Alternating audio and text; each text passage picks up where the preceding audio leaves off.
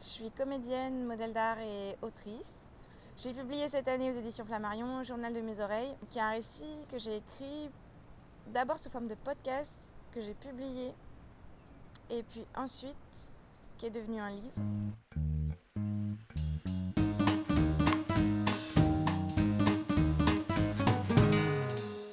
Je suis venue en résidence à la Factory pour travailler sur un projet qui s'appelle Journal de ma peau, qui est en fait un truc assez vaste, qui est comme une démarche d'écriture, quelque chose qui est né au début de mon processus à moi d'autrice, et qui aujourd'hui regroupe plusieurs formats. Il y a des poèmes, il y a un récit de ma vie de modèle vivant, et il y a des journaux créatifs.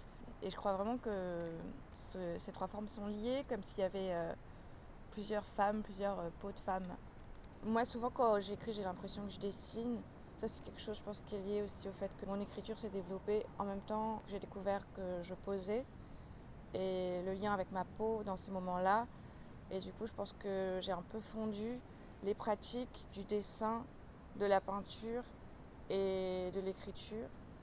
Vraiment, quand je prends un stylo pour écrire, moi, j'écris rarement comme ça à l'ordinateur. Dans ma tête, je pense que je dessine, quoi. Du coup, je me suis mise à faire des dessins poèmes.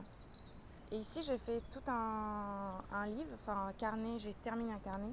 Donc c'est assez chouette, ça fait comme un livre. Alors ça, c'est un de ceux que j'ai fait qui est mon préféré.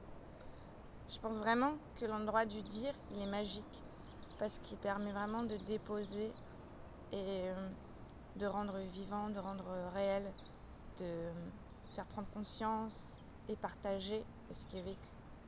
Donc c'est vraiment un endroit de grande magie pour moi. En tout cas, pour mon premier livre, Journal de mes oreilles, ça m'a fait beaucoup, beaucoup de cadeaux de dire, d'employer des mots pour raconter ce que je vivais et permettre de le traverser et de le transformer.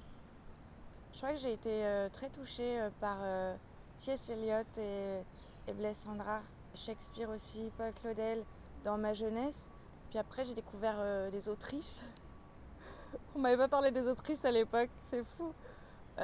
Audre Lorde, Virginia Woolf, aussi beaucoup de femmes qui écrivent des essais, Camille Froude-Vaumétry, Mona Chollet, Delphine Orvilleur, qui ne sont pas des poétesses. Moi, je suis pas vraiment juste sur la poésie, mais sur vraiment le déploiement de qu'est-ce qui m'aide aussi à dire ce que j'ai à dire, quelles sont les personnes qui vont me permettre de faire éclore ma pensée et me positionner.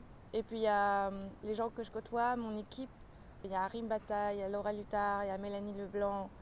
Il y a des gens vraiment qui sont très proches. Et ce qui est chouette dans le fait de partager la vie de la poésie avec d'autres contemporains, c'est pouvoir partager le processus. Qu'est-ce que c'est que le chemin de quelqu'un qui doit être publié pour la première fois, pour la deuxième fois. C'est ça aussi d'être poète. C'est pas juste écrire des livres, c'est pas juste la poésie qu'il y a dans le livre, c'est aussi toute la bataille de faire exister son travail en fait. Le corps de ma femme se pavane comme il faut. Et c'est peu de le dire. Tellement oiseau ma femme, tellement branche, tellement chant, tellement peau, tellement grande petite muette tremblante, tellement enfant celle-là, et tellement elle, et tellement belle, tellement belle.